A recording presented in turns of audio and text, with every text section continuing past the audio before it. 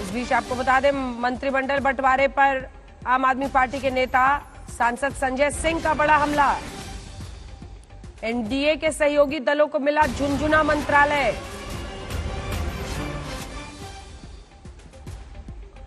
मंत्रालय बंटवारे पर संजय सिंह का हमला। वो कह रहे हैं कि झुनझुना मंत्रालय मिला है, यानी जो गठबंधन के साथी हैं उनको लेकर संजय सिंह ने ये तंज कसा है और कहा है कि उनको झुनझुना मंत्रालय हाथ में थमा दिए गए हैं। ये बड़ी खबर इस वक्त की है क्योंकि विपक्ष की तरफ से ये पहला हमला है। रोहित सिंह हमारे साथ इसी खबर पर जुड़ रहे हैं। रोहित, सहयोगी दलों पर तंज है, सरकार पर तंज है, बहुत कुछ है, क्योंकि संजय सिंह भी जानते हैं, विपक्ष ये जानता है कि ये जो पूरी प्रक्रिया है, खास तौर पर ललन सिंह को लेकर ऐसा प्रतीत होता है कि उनका ये कमेंट है। जी बिल्कुल, देखिए जिस तरीके से मंत्रालयों का बंटवारा हुआ है उसके बाद कुछ सवाल जरूर खड़े हो रहे हैं। आम आदमी पार्टी ने इसी को लेकर तंज कसा है कि जेडीयू जिसके जो किंग मेकर की भूमिका में है इस दौरान, और उन्हीं के पार्टी के राजीव रंजन सिंह और ललन सिंह को पंचायती राज और मध्य ये आपको मिनिस्ट्री ऑफ फिशरीज दिया गया है, तो इसको लेकर एक सवाल खड़े हो सकते हैं कि ये क्या महत्वपूर्ण विभाग है जो जेडीयू के मंत्री को दिया जाना चाहिए, जेडीयू कोटे के मंत्री को, क्योंकि जैसा मैं बता रहा था कि किंग मेकर की भूमिका में नीतीश कुमार है, तो माना जा रहा था कि ललन सिंह को कोई भारी भरकम विभाग जो है वो मिल सकता है, लेकिन ऐसा हुआ नहीं है। केवल पंचायती राज और मिनिस्ट्री ऑफ फिशरीज जो है उनको दिया गया है।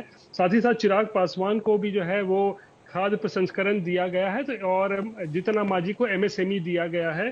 तो इन्हीं सब फूड चीज को लेकर प्रोसेसिंग हमेशा से अगर आप देखें रोहित, तो रामविलास पासवान भी हमेशा, मतलब वो यूपीए में भी मंत्री रहे, एनडीए में भी रहे, लंबे वक्त तक फूड प्रोसेसिंग मिनिस्ट्री ही वो देख रहे थे।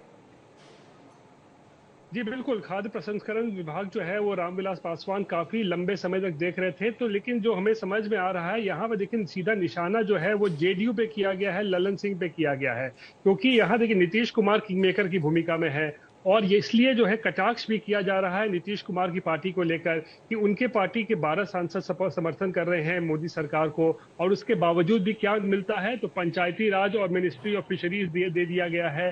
तो इसको लेकर सवाल खड़े हो रहे हैं।